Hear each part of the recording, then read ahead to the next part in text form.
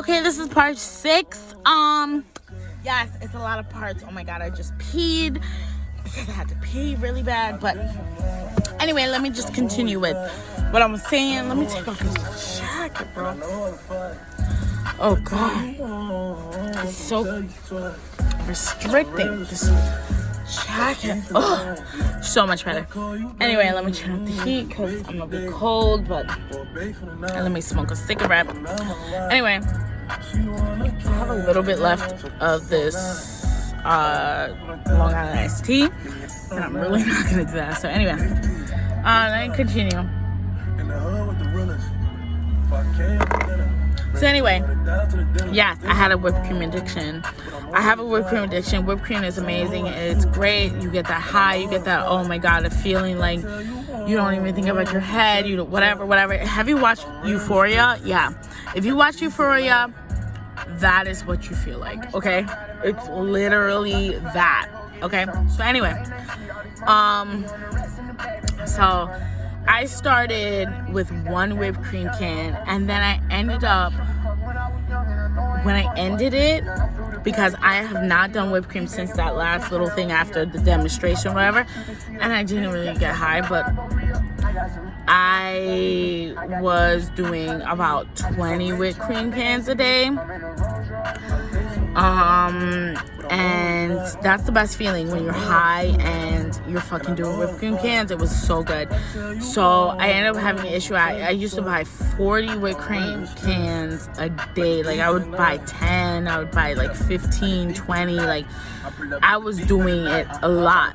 And that it was because that I wanted to feel amazing and great and fun and exciting, and at the same time I was trying to chase that high, and that has to do with my bipolar disorder. I'm just trying to chase the next excitement, the next stimulus, or whatever, according to my therapist. So that's what I was doing. I didn't want to get drunk because I started researching, and they're like, oh, you don't really want to get drunk, you know, you can have a glass of wine or whatever when you're on PEP, but you don't want to really go overboard because, you know, it might not be affected. I don't want to get drunk just because of a high, and it doesn't work. So I decided to not drink alcohol at all during my time of me taking PEP. So anyway,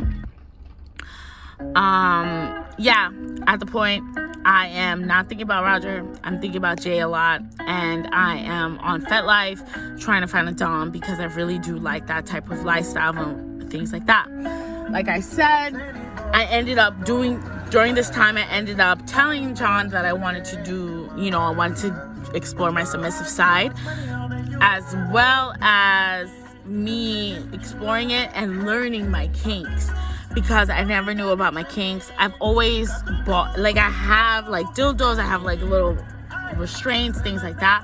I've never used them, but I want to. So anyway, I ended up doing Fet didn't really go so far. A lot of people are online, a lot of people are doing that. I really want a dom that is right there, that I can see every day, that I can really explore. I do like CNC, which I just found out, which is consent non-consensual.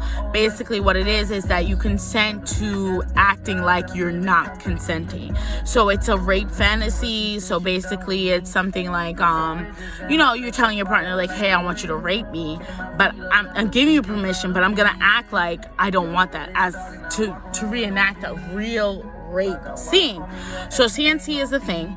I'm into that. I really do like that. I always wanted to be raped. I really do. It's weird, but that is a kink of mine, a fantasy that I really wanted. Found out the name the other day. I think it was yesterday I found out the name. But I'm really into CNC. I'm really into affirmation play, which is basically praise play, which is basically you saying that I am a good girl, me doing things like that, like, oh, you're the best, you're great, you're amazing, you're awesome, whatever.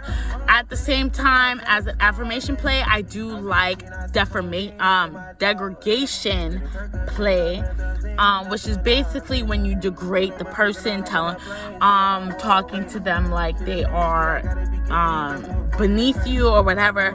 Some people go to extremes saying like you're worthless, you're shit, you a piece of shit, you ain't shit, you the worst scum on earth. That is degradation play.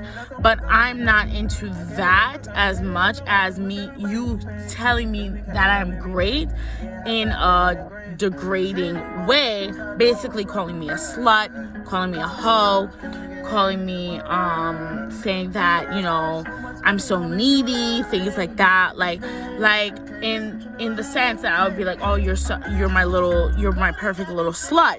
Again, it is affirmation and degradation, because you're saying that I'm perfect, but you're calling me a slut, or you're calling me a thing, or you're calling me a pet, things like that. That is what I'm into. As well as you going and saying,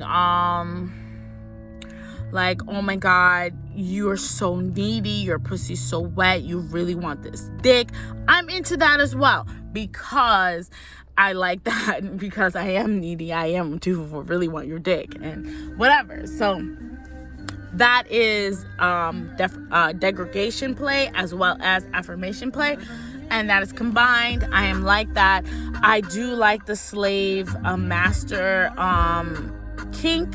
I've never done it, but I would love to be someone's sex slave. I've always fantasized about that you like lock me in my basement and lock me in your basement and fuck me whenever you fucking want. That is hot to me. But Jay really brought that out to me, because he did choke me and he did really want that, and I really did want to explore that, because he did open those doors again to me. So anyway,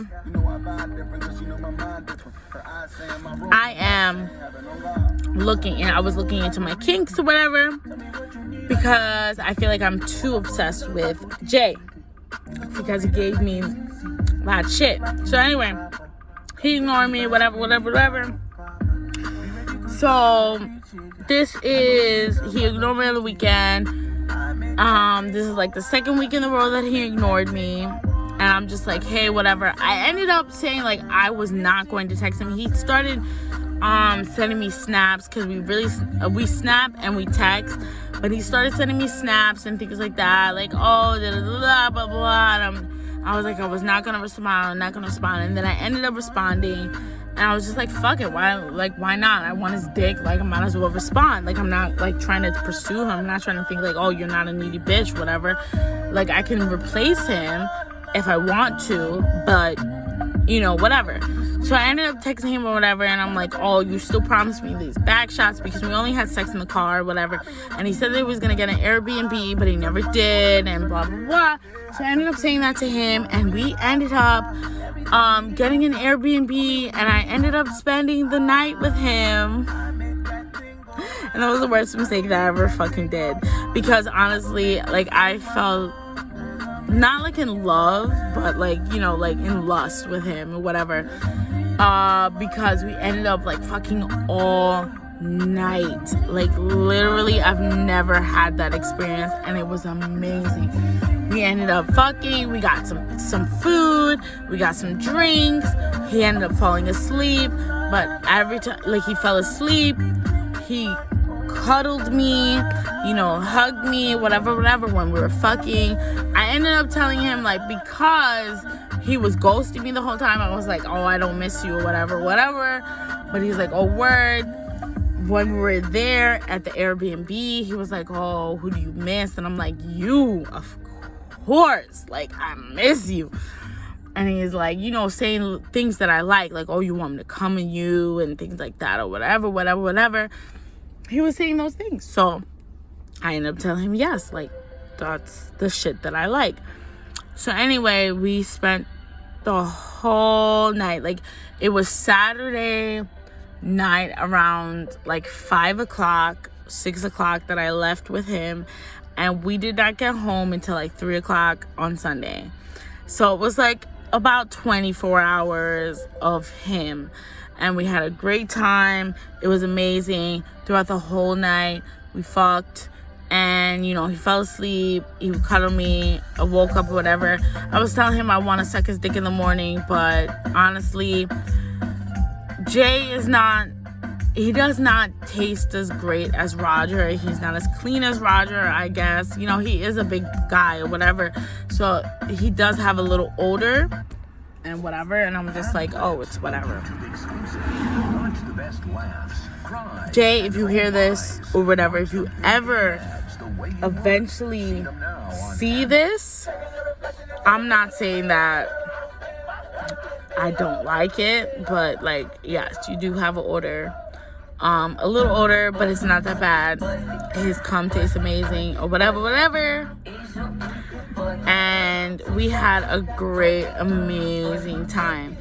And I really hoped that it would have kind of made him more attentive to my needs or attentive to like our relationship, but it's not. Like, literally, I'm thinking about him all the time, and I'm just like there was this point before we went and spent the night together. I was thinking about him, and because he was ghosting me, and I'm like, I can't get too attached, I started doing drugs, which is basically the whipped cream plant and weed. And I was buying so many whipped cream cans, and it was just like crazy, bro. Like, I was getting high every single day, to the point where I'm like, bro, like, I'm gonna die for this. Like, this is crazy. So I said that. There was this one time, like, he said he was gonna come on Friday. I was like, let me go to the supermarket just in case he doesn't come, because I'm gonna get high. I don't want to get high in front of him. I don't want to do this, whatever, because I don't want to be, you know, in that vulnerable state. But I was good to do that because he said he was gonna come see me on Friday, but he didn't, and he ended up coming. That's when we spent the night on Saturday to Sunday. But anyway, I ended up, you know, getting this addiction. I'm not really addicted to it because I haven't, since what I just showed you on the video. Oh my God, it's 12 minutes. Oh my God. All right, guys, this is gonna be part 6. I'm gonna tell you part 6. All right, bye.